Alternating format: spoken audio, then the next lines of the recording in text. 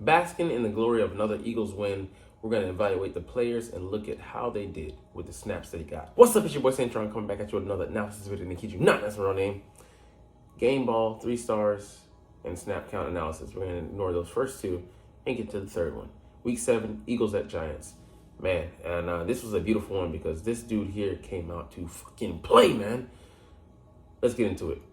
All right, quarterback, Jalen Hurts, 654 snaps. So that's what we'll be looking at. There was 66 total, but Kenny Pickett obviously played, a huge chunk of the game. And despite playing 54 snaps, he only threw 14 passes, took 5 sacks. So, those could have potentially been 5 other pass plays. But, people were up in the air about, he's missing this guy, missing that guy. I get it. He missed a potential TD to Saquon Barkley coming out of the backfield, and he missed a route to Devonta Smith that could have gone for a first down. But I had forgotten this. He went ahead and picked up that yardage on 4th down and cashed in on a AJ Brown touchdown, I think on the first one. So, all's well that ends well, right? I mean, people want to beat Jalen up without looking at the all-22. You don't know exactly what he was looking at. We were looking at TV broadcast, which was showing, someone, like him in the pocket, but we had no idea where the routes were downfield and who was open or not open at that point. So it's a moot point if you don't know what the fuck we're looking at. And if you don't have the wherewithal to know that him just sitting back there doesn't mean someone's open. He's holding the ball because he's trying to be a playmaker, and he's trying not to give up on the play. Him throwing the ball out of bounds, just throw the ball out of bounds, not take the sack. That's just as bad because you're giving up on the play. And if it comes open later, the coaches will hold his feet to the fire and chastise him for that. So it's just dumb. People sharing their uneducated opinion when you don't understand football. You don't understand what you're looking at. And it's okay to admit that. But to just spout off without knowing, just speaks to your ignorance. Anyways, but Kenny Pickett didn't look, any better coming in. And I say any better, but, they didn't look like they were designing plays. We just looked like we were trying to get the fuck up out the building. And why show, your hand? Because, it's the end of the game. But I was kind of jarred when I saw that Marcus Mariota, the way he was operating the offense in Washington, he looked night and day different from what he looked like last year. Just didn't like he was being prepared, man, to be honest with you. So it just, like I said, there are some things that are endemic of this organization, this regime, this current regime, and you have to be blind to not see it, that it's the coaches, it's the coaching, and it's the leadership at the top. So it is what it is, but let's evaluate this game and not these players, or not people that aren't even here anymore. All right, running back, Saquon Barkley, lights out. What else do you say? I mean, he had a banner day, could have had a career day. He chose not to.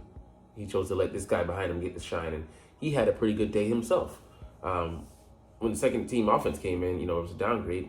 He was running into some walls, but, the game was over at that point. So Will Shipley didn't really show any pop, but I hope he loosens himself up and, tries to, make some moves at the line. He's not really shifty.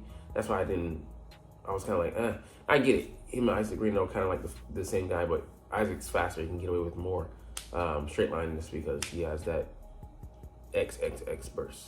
Pause. Didn't mean to make it like that. But all right, Ben Van Simmeren, he sprung a couple runs for Saquon, so it's just interesting. He was a tight end and also, running back / fullback, H-back at Michigan, as well as Michigan's, I think, not Michigan State, because he transferred there and, played on the defensive side, I believe. But, he's a tool, a weapon. Ran a nasty route on Andre Sams in the offseason in OTAs, and, just a bad throw. But, it's just crazy, that, we used them like that. So interesting. All right, wide receivers, Devonta Smith. Gotta get this man with some more shine. 53 snaps without him getting some work is crazy. AJ Brown, he was a dog, but you come to expect that. We still should appreciate him. John Dawson, I saw one play dial up to him, but still we gotta involve these guys more early and often. And it's kind of sad that we don't we have the talent with, the wide receiver 3 now, but we just don't have the repetition, the chemistry down. Johnny Wilson saw him in there blocking, I think. He was all smiles coming off the field. Paris Campbell, emergency option, but yeah, man, like I'm satisfied with where our wide receiver room is. Now we just got to make use of the guys that we have. Tight ends on the other side, Grant Calcaterra made a 1 5-yard reception. It was pretty big. Jack Stahl did some blocking, like that's what typically he does, and he played a key role in that. And they did well. The 2 tight end sets, running out of that, very versatile look for us, and it gives us a lot of flexibility and versatility. And I'm looking forward to when we start adding them in more so in the play action game, and working out the eye formations and such. So they're doing their job. Now Cam Jurgens, Fred Johnson, Landon Dickerson, had some work to do. And Taylor Steen as well. Didn't play, the best. Lane Johnson being an exception. And pass row. Makai Becton went out with the injury. Tyler Steen came in. He played admirably, though. Jack Driscoll and Nick Gates were in cleanup duty.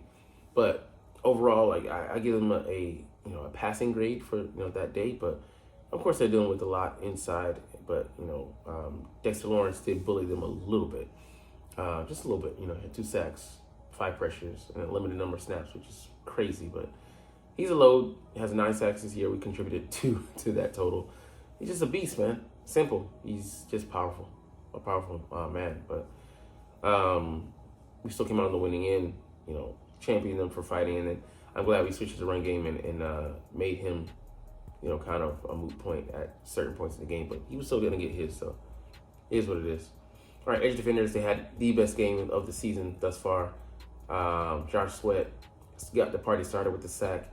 And they were just setting each other up with success, So a guy would make Daniel Jones step up, and he would step right into a sack. Happened, 4 or 5. I want to say at least half the sacks, maybe more. But all these guys played excellently. Bryce Huff got in on the sack party at that 4-point stance. Nolan Smith, looked not just adequate out there. He was, shocking tackles and using that arm length, those Gumby arms he has, and looks like he's finding his groove, as a second-year player. Brandon Graham, had some decent rushes. Alex Hunt even got in on the sack party. It was a pure rush, kind of similar to Nolan Smith last year, just using his athleticism, running around the horn and got the sack, forced fumble. I'll take it, though, man. And just if we can get that out of these guys, on a more consistent basis, man, watch out. And I agree. It was the rush and the pass rush and the secondary playing in cahoots. Love to see it though, man. Love to see it. Interior line, Jalen Carter was a monster out there. He got 2 sacks himself. Milton Williams was getting pushed. Mauro Jumbo was, blowing things up. Thomas Booker, was showing some flash. And Jordan Davis, only on 12 snaps, he was, gapping, double teams, blowing up run plays. I think he even got a TFL. Man, if that's the magic number for him, so be it, but everybody out there, like I said, in the preview, I expected this defensive tackle interior to get some push, and by George, they did, man. So I'm proud of those guys. Shout out. Hope they can continue it. We got a deep rotation. I'm proud to say that huge question mark coming into the season has been fully answered. We know what those guys are, and they're going to be one of the heartbeats of this team with that position group. All right, linebacker, Nakobe Dean, man, he cleaned up, some things, had a missed tackle early in the game, but he played pretty lights out, and he played downhill. His blitz timing was spot on in this game. Had some guys stepping up, and then he got a sack. They got a sack, and then, they stepped up, and he got the sack. He cleaned up, so I was happy to see, him have an effective game, even look good in space, not saying it's going to be that easy every week, but, progress was made, and I'm happy to see. I champion the guys. I don't want to see anybody, not be successful out there. And, for him to have that, look great. Zach Bond, came out the game kind of worried about that shoulder. Is going to be able to play, be available. But, he came out there and he had some good run fits. And, he was, the Robin to, I think, Batman of Nakobe this week. But Still a vital piece. I think he had a flat run out there that, you know, he went out there and covered. And they played, you know, they were rocking and rolling, getting in where they fit in, you know, dropping in behind the pass rush, and you know, they weren't out of position. So love to see it. Oren Burks, you know, we might need him, but he looked fine out there. Jeremiah Trotter Jr. didn't really notice him too much, but I think he was in on maybe one tackle. But, you know, I like that they're getting that work in those blowouts, you know, so that they can, you know, be experienced and hopefully have more of those. Like, so I know another commenter said, BGN, so these guys can get the requisite, you know, playing time they need to develop. Because no time like live action. All right, Quinyon Mitchell, man, he just looked great out there, man. I give him an A game. Almost had a difficult over the shoulder pick, you know, on Malik Neighbors. Watch him bully him on, I think, one of the first snaps of the game. He just destroyed him, and then like he pushed him down again. Like, damn, bro, why you out there bullying that kid? You know you're a kid too. Reed Blankenship, solid, being a good eraser. Chauncey Johnson didn't give up a touchdown. We didn't give up any, but he looked solid, you know, out there patrolling.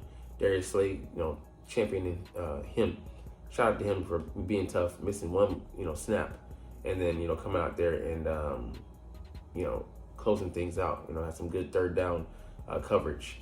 Cooper DeJean wearing a lot of hats, but man, so far, you know, the moment hasn't been too big for him. Proud of him the way he played this game. Avonte Maddox, he looked all right out there. Isaiah Rodgers, you know, he looked good. Keita Ringo looked good. Sidney Brown on a huge pass deflection that could have been a reception for Malik Neighbors. He flies in there and knocks it down. Christian McCullum, you know, getting that experience, seasoning. So, yeah, man, I'm so proud of these guys, and proud that they had another, you know, back-to-back victory. You know, another game, solid defense. So, you know, if this is the beginning, you know, they're starting to communicate. They're starting to play as a group, play as units. This is what you want to see. And they're starting to, I feel like they're buying in on defense. And offense, we'll see where they can click better. But, man, definitely an effort, you know, to hang your hat on. So, anyways, we'll get up out of here on that note, a high note. But I know that you're not even watching, though, but it's all good because I love talking about the Eagles and I love making these freaking stinking videos. So we'll try to do this officially, but as always, it's fly, Eagles, fly, and let's motherfucking go. Like, comment, share, subscribe. Thanks for watching. Check me out at Cintron Anime, Cintron Life, or Cintron Laughs, or other social media.